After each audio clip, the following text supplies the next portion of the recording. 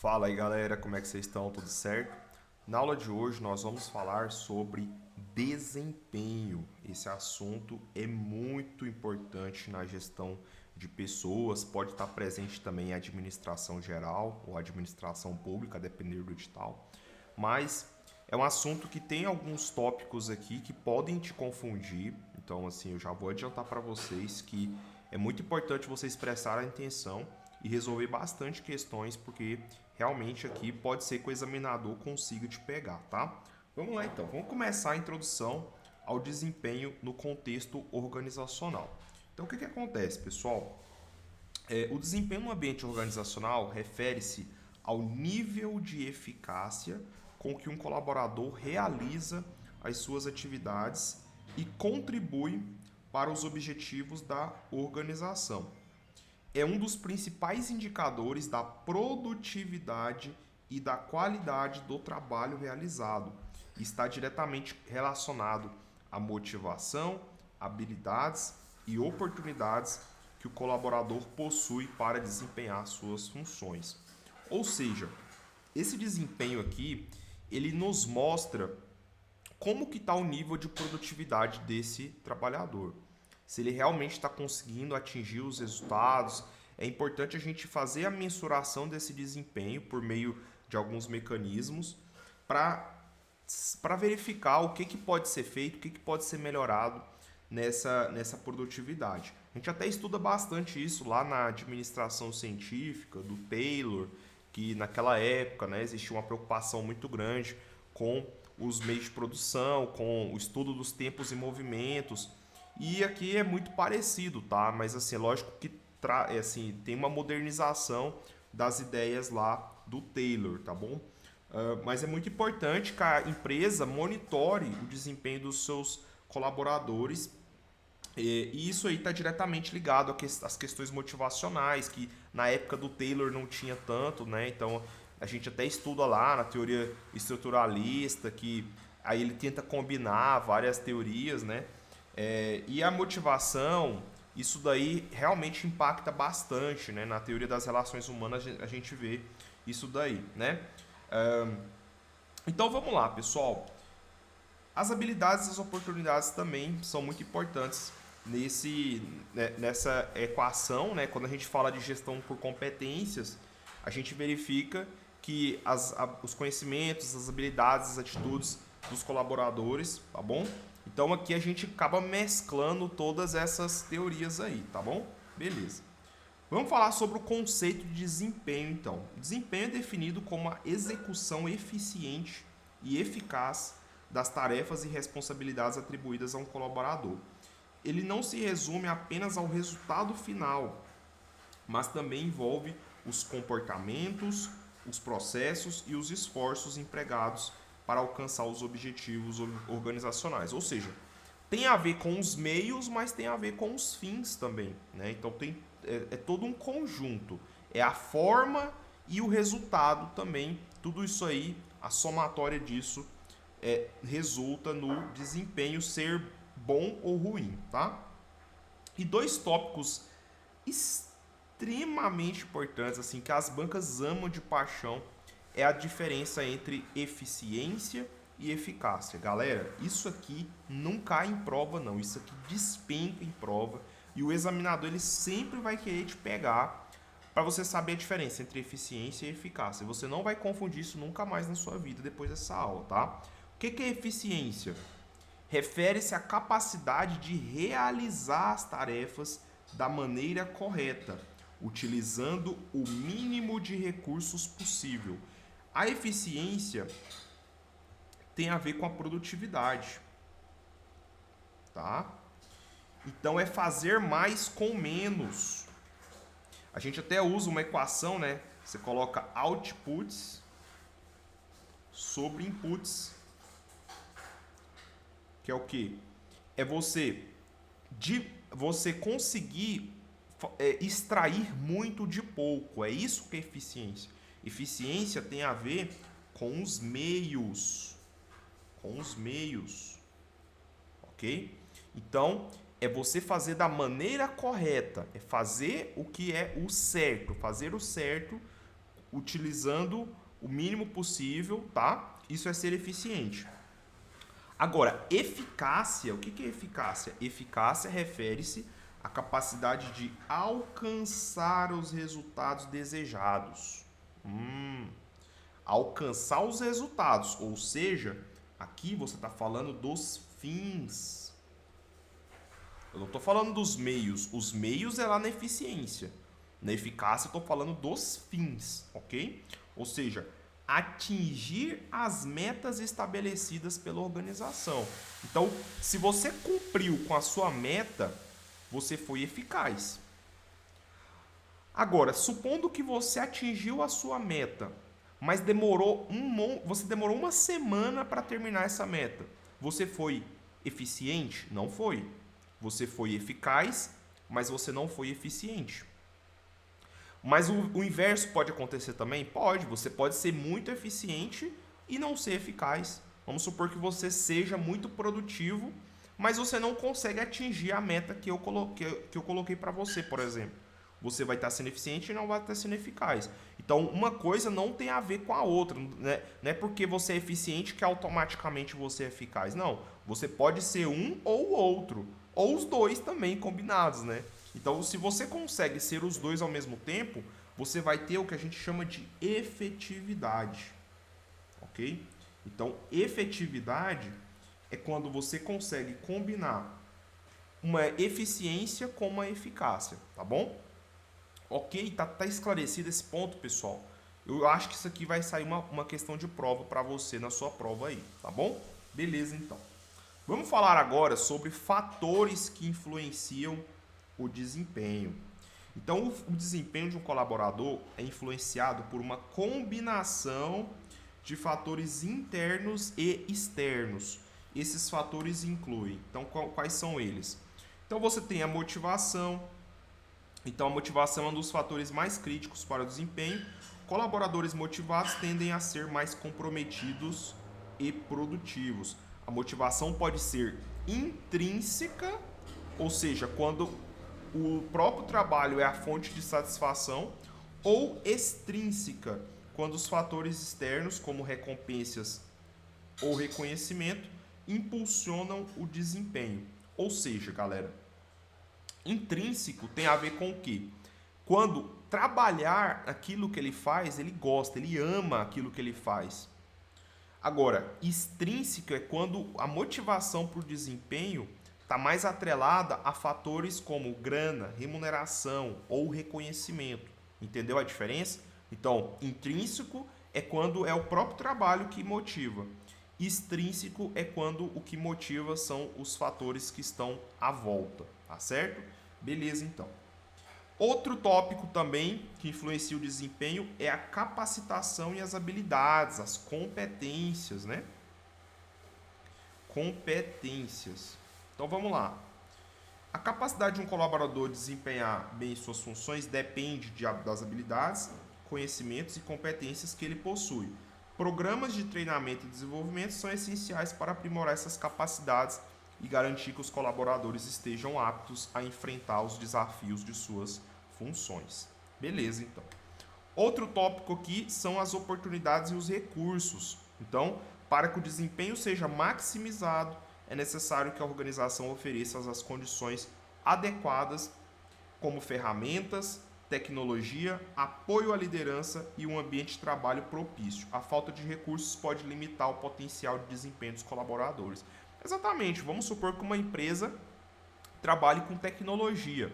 Não dá para ela ter equipamentos ultrapassados, uma máquina lenta, uma máquina que não dispõe de ferramentas para que o trabalhador consiga ali atingir as metas da organização. Então é importante que, para que esse desempenho seja maximizado, existam mecanismos que permitem isso, né? Ambiente de trabalho, extremamente importante isso aqui também, né? Então, um ambiente de trabalho positivo, seguro, que promove o bem-estar dos colaboradores contribui significativamente para o desempenho. Fatores como ergonomia, então, por exemplo, a cadeira, ser uma cadeira confortável, a posição da mesa, a posição do layout aqui, do computador, da segunda tela, tudo isso importa bastante na condição aqui, tá? Relações interpessoais saudáveis, relação entre as pessoas, entre os colegas de trabalho. Se existe um clima ruim, se não tem ali as pessoas não conseguem trabalhar em equipe, isso prejudica o desempenho.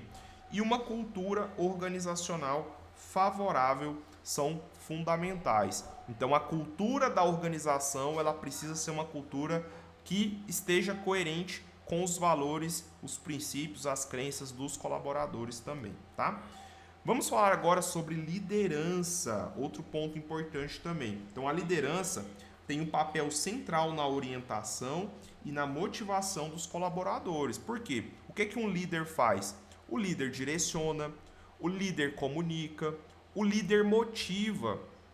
Então, o líder é fundamental aqui no desempenho. Então, líderes que estabelecem metas claras, oferecem feedback, né, constante e reconhecem o bom desempenho, tendem a ter equipes mais produtivas, né? Então esses líderes precisam saber dar o feedback. Às vezes, se for falar de algum ponto de melhoria, chama a pessoa no canto ali, fala para ela, não precisa esculachar a pessoa no meio dos outros, tá? Então ter respeito, conseguir dialogar com as pessoas, conseguir mostrar o caminho sem ser arrogante, sem ser mal educado. Então é importantíssimo que o líder saiba lidar com pessoas, tá? Então quem é líder, quem ocupa posições de chefia, precisa saber comunicar e conversar com as pessoas. Cultura organizacional. Então o que é a cultura? Ela define as normas, os valores e os comportamentos aceitos dentro da organização. Uma cultura que valoriza a excelência, a inovação e o aprendizado contínuo incentiva colaboradores a alcançar um desempenho superior. Medição do desempenho. Aqui está o grande pulo do gato. Se você realmente quer se destacar dos seus concorrentes, é aqui que realmente você vai ganhar essa pontuação, tá, pessoal? Então é o seguinte, ó. Medição do desempenho é um processo fundamental para avaliar como os colaboradores estão realizando suas tarefas e contribuindo para os objetivos da organização. Diversas ferramentas e métodos podem ser utilizados para medir o desempenho. Primeiro deles, galera, indicadores de desempenho, KPIs. O que são esses benditos KPIs aí, tá? Então, qual que é a definição? Key Performance Indicators é a sigla aqui que é em inglês, tá? Então, Key Performance Indicators, indicadores-chave de performance, tá bom? São métricas específicas utilizadas para medir o desempenho em relação aos objetivos pré-determinados. É só isso. São parâmetros para medição de desempenho. Eu vou te dar um exemplo. Vamos supor que a gente tem uma média de processo. Vamos pegar um caso de um tribunal. Qual que é a média, a taxa média de processos conclusos, processos resolvidos, ali feitos, né, naquela determinada vara judicial, naquela comarca? Qual que é esse índice? Isso é um KPI, é uma métrica para medir o desempenho, tá? A gente pode usar esse KPI, por exemplo, lá num Balanced Scorecard. O Balanced Scorecard não tem lá as perspectivas financeiras, dos processos internos, aprendizado, crescimento dos clientes, que no caso para o serviço público não se aplica, né? Mas enfim.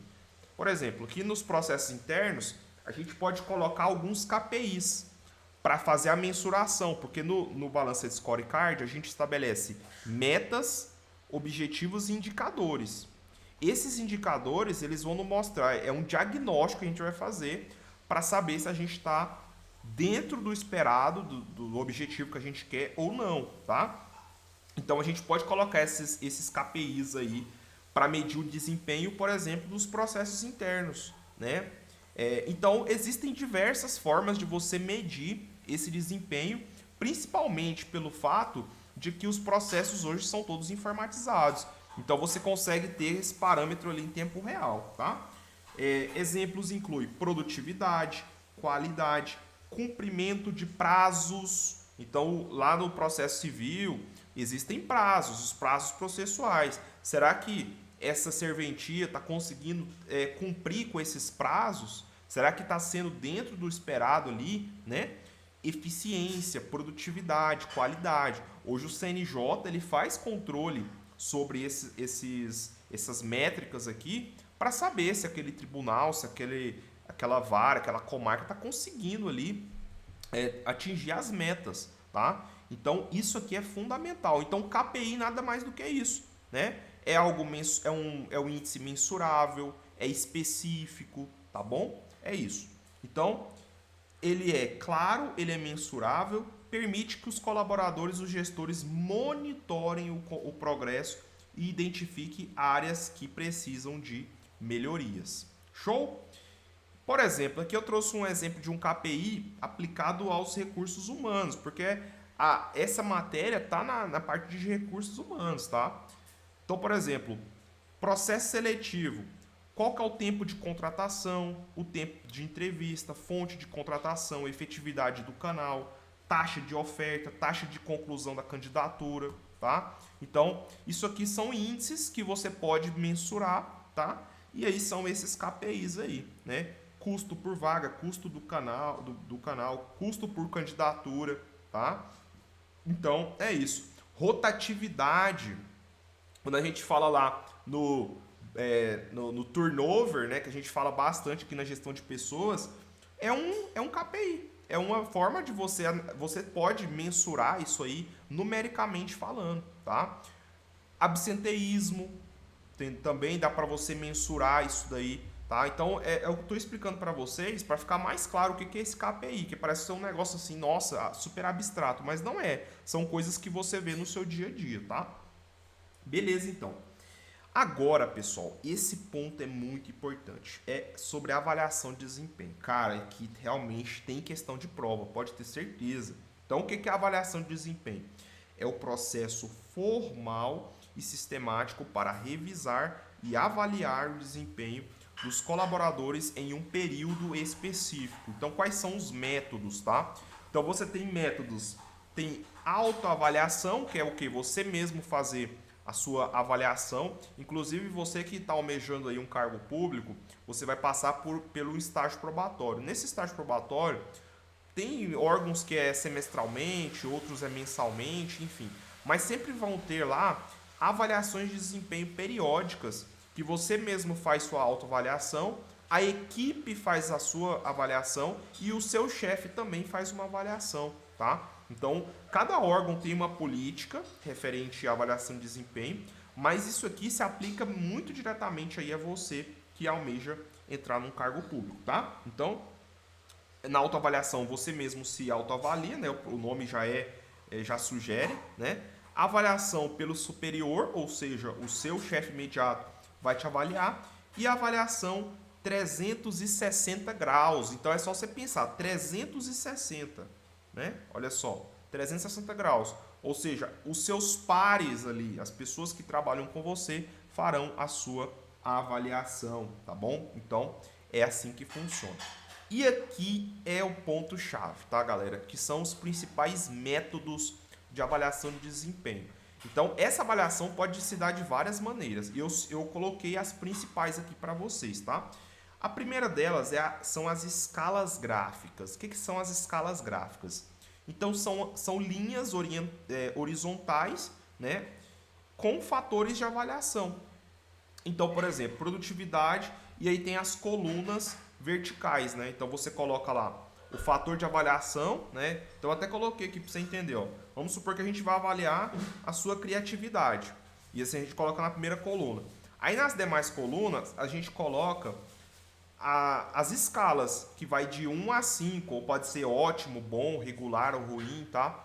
Mas pode ser de 1 a 5 também. Então aqui poderia ser, por exemplo, 5, aqui o ótimo seria 5, o bom seria 4, o regular seria 3, o ruim 2 e o fraco 1, por exemplo. Né? Então vamos supor que a sua criatividade aqui seja muito boa. Então eu vou marcar aqui.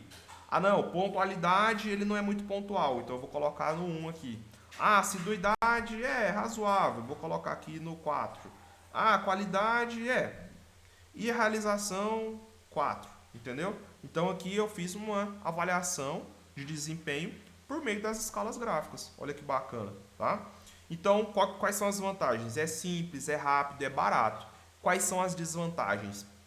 Ele é subjetivo, ele é superficial e ele causa um efeito chamado generalização. Que diabo é isso, meu Deus? Pois é, generalização é o seguinte, pessoal. Existe o efeito halo e o efeito Horn. O que é isso? Halo. Sabe o que é halo? Halo é aquela coroinha, aquele negócio que fica no anjinho assim, na cabeça dele. Então, é porque a pessoa vai te avaliar bem em tudo. Ou seja, às vezes a pessoa ela vai querer te avaliar bem em todos os pontos. Então ela vai marcar 5 em tudo. Ela não vai querer ser coerente. Ela vai falar, eu gosto do fulano lá, vou dar 5 para ele em tudo. Aí vem aqui, pá, pá, pá, pá, pá. Isso aqui é o quê? Isso aqui é o efeito halo, tá? Efeito halo. Agora vamos supor que é o contrário. Não, pô, eu não gosto dele, ele é muito chato. É isso, não curto, não gosto, não vou com a cara dele. Então eu vou marcar tudo aqui, ó. Em tudo. Em tudo. Ou seja, isso aqui é o efeito Horn. Ambos são efeitos de generalização. Os dois são. Só que um é pro lado positivo e o outro é pro lado negativo. E cara, isso aqui cai em prova. Isso aqui você pode ter certeza que o examinador ama e você não vai errar isso em prova. Então falou em halo, falou avaliar positivamente em tudo. Falou em efeito Horn, é você avaliar negativamente em tudo, tá? Necessita de métodos estatísticos. Então, beleza. Outra avaliação de desempenho, método, é a escolha forçada. E você sabe por que o examinador gosta tanto dessa escolha forçada? Porque na hora que ele coloca na prova, quem não estuda não sabe, não acerta essa questão, tá? Não acerta, porque realmente é bem complicado se a pessoa não estudou. Então, o que significa isso aí? São blocos de frases. Blocos de frases que descrevem comportamentos. Tem o objetivo de minimizar as desvantagens das escalas gráficas. Então, por exemplo, eu coloquei aqui um exemplo, tá, de uma escolha forçada. Então, olha o que ele coloca aqui, ó. Apresenta produção elevada, comportamento dinâmico, tem dificuldade com números, é muito sociável. Então você detalha um pouco mais, né? Você não só, é criativo, é 5, é produtivo, é assíduo, é 4. Não, aqui ele coloca blocos de frases. Então essa é a grande diferença entre as escalas gráficas, né, e a escolha forçada, tá certo, pessoal? Então falou escolha forçada, é isso aí. Então ele minimiza a subjetividade, ele aí no caso diminui a superficialidade também e diminui também a generalização, tá? Só que a desvantagem é que ele é difícil de ser planejado e construído e o indivíduo não participa ativamente do processo. Normalmente, os órgãos públicos, eles usam mais as escalas gráficas, tá? É o que normalmente eles colocam lá. Até porque, normalmente, a Lei 812, né, se aplica a maior parte dos servidores aí. A própria Lei 8.112 tem lá os critérios que são avaliados, né? E aí, normalmente, eles simplesmente colocam isso aí na tabela e falam para ser usado como um método de avaliação, tá certo? Beleza. Outra muito comum, que cai muito em prova, é a pesquisa de campo, tá? Então, é um dos métodos mais completos, consiste na realização de entrevistas pelo staff de avaliação, o RH, com o gestor de linha no ambiente de trabalho para colher informações sobre cada funcionário. Então, a vantagem é que é uma avaliação conjunta entre a linha e staff, né? E tem uma profundidade na avaliação de desempenho, mas em contrapartida, o custo é elevado, é lento e tem pouca participação do avaliado, né? Então, isso aqui é um exemplo de pesquisa de campo que é feita ali, que o RH chega lá no departamento, na divisão, faz a entrevista com o chefe ali e é isso, tá bom? Beleza? Ok. E o outro também que cai bastante são os incidentes críticos, né? Então, o que são os incidentes críticos? O avaliador busca identificar as características extremas dos avaliados, positivas ou negativas. Então, falou em incidentes críticos, galera. Crítico é algo crítico. Você vai lembrar de algo extremo, algo que vai além, tá? Então é isso. Características extremas, positivas ou negativas. Então, é fácil elaboração e aplicação, só que a desvantagem, tendencioso, ele é parcial e ele desconsidera aspectos normais do desempenho, tá? Então, os benefícios, avaliação de desempenho ajuda a alinhar os objetivos individuais com os da organização, proporcionando feedback que orienta o desenvolvimento profissional e as oportunidades de desempenho, tá? Então aqui é uma forma, né? Eu coloquei aqui para vocês dos incidentes críticos, ok? Então aspectos excepcionalmente positivos e aspectos excepcionalmente negativos. Show de bola. Agora vamos falar sobre a gestão de desempenho contínua, né? Então, a gestão de desempenho contínuo envolve a prática de feedbacks regulares, acompanhamento constante e ajustes imediatos no comportamento ou nas metas quando necessário. Então, algumas ferramentas digitais podem ser usadas para monitorar o desempenho em tempo real, permitindo que os gestores intervenham de forma mais ágil e eficaz. E ela promove um ambiente dinâmico e responsivo, onde os colaboradores recebem orientação contínua e têm mais oportunidades de melhorar e alcançar metas. E sobre a melhoria de desempenho, né? Então, como que você pode melhorar o desempenho dos colaboradores? Quais são as estratégias? Então, você tem desenvolvimento de competências, então melhorar os conhecimentos, as habilidades, as atitudes, né? Beleza? Então, a estratégia, investir em programas de treinamento e desenvolvimento que visam aprimorar as competências técnicas e comportamentais. Aplicação, curso de capacitação, workshops, programas de mentoring são os exemplos para como desenvolver essas competências necessárias aí para o sucesso na função. Definição de metas claras, também bastante importante. Então, estabelecer metas claras, específicas e desafiadoras, mas alcançáveis, né? Que isso é importante. Não adianta nada você colocar uma meta super inatingível e a pessoa não vai conseguir realizar, né? Então, é importante que ela seja alcançável para os colaboradores. As metas devem ser alinhadas com os objetivos estratégicos da organização. Então, a aplicação. A definição de metas deve ser acompanhada por um plano de ação detalhado e por mecanismos de acompanhamento e revisão regular. E o outro ponto aqui seriam os incentivos e as recompensas, né? Então, implementar um sistema de reconhecimento e recompensa que incentivem o bom desempenho, como bônus, promoções, programas de reconhecimento público, tá? Então, já viu quando você coloca lá, o funcionário do mês, aí você coloca um quadro dele lá, né? Pô, é o funcionário que mais vendeu na empresa. Então, isso é uma forma de reconhecimento.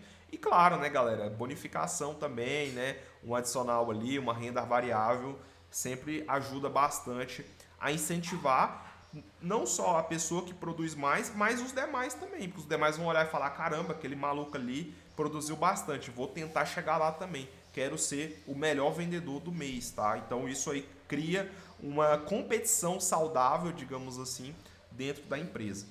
Aplicação. As recompensas devem estar diretamente vinculadas ao alcance de metas e ao desempenho superior. Por óbvio, né, galera? Então, assim, a gente tem que premiar quem produz mais e serem percebidas como justas pelos colaboradores. Então, os pares têm que olhar e falar, não, realmente, aquele cara lá mereceu, ele vendeu mais, ele produziu mais, né? Feedback regular. Então, esse é outro ponto também, né? Então, oferecer feedback regular e construtivo para os colaboradores, destacando os pontos fortes quanto as áreas de melhoria, né? Então, tanto o que ele tem de bom, reforçar o que ele tem de bom e apontar o que ele precisa melhorar, tá? Aplicação. Feedbacks podem ser oferecidos em reuniões individuais, o que é o mais interessante, relatórios de avaliação ou através de ferramentas digitais que permitam o acompanhamento contínuo do desempenho. Outro ponto, melhoria do clima organizacional, né? Então, promover um clima organizacional positivo, onde os colaboradores se sintam valorizados, respeitados e motivados a contribuir para os objetivos da organização. Então, você realiza ali pesquisas de clima, programas de bem-estar, iniciativas de inclusão e diversidade, e aí você acaba melhorando o clima no ambiente de trabalho, né? E quais são os desafios da gestão de desempenho, né? Então, subjetividade na avaliação, né? Então, as avaliações elas podem ser muito subjetivas, dependendo da percepção do avaliador, o que pode levar a julgamentos enviesados, né? Existe o tal do viés de confirmação, né? existem várias formas assim, né? O viés de confirmação é quando você imagina algo de alguém e aquilo vai ter um efeito de tendência, né? Você vai acabar tendendo a avaliar uma pessoa de uma determinada forma porque você está enviesado, né? Então, infelizmente, isso é um dos problemas da avaliação de desempenho. E a solução é implementar critérios de avaliação claros, objetivos e mensuráveis, além de utilizar avaliações 360 graus para reduzir a subjetividade. Resistência ao feedback, né? Então, alguns colaboradores podem ser resistentes ao feedback, especialmente se este for percebido como uma crítica pessoal. Então, nem todo mundo está disposto a querer receber algum tipo de crítica, né? Alguma coisa ali, né? Então, qual que é a solução? Treinar gestores para oferecer feedback de maneira construtiva, né? Não é esculachar a pessoa, né? Ter cuidado também na hora de apontar isso aí e criar uma cultura de feedback onde todos vejam o retorno como uma oportunidade de crescimento. E para finalizar, o desalinhamento de metas, né? Então, quando as metas individuais não estão alinhadas com os objetivos da organização, o desempenho ele pode ser o quê? Prejudicado, né? Então, é o que eu falei, tem que dar match entre os objetivos individuais com os objetivos organizacionais. Então, qual é a solução? Assegurar que todos os colaboradores entendam como suas metas individuais contribuem para os objetivos maiores da organização através de comunicação clara e alinhamento estratégico, tá bom, galera? Então foi essa aula, espero que vocês tenham gostado. Valeu, um abraço e até a próxima.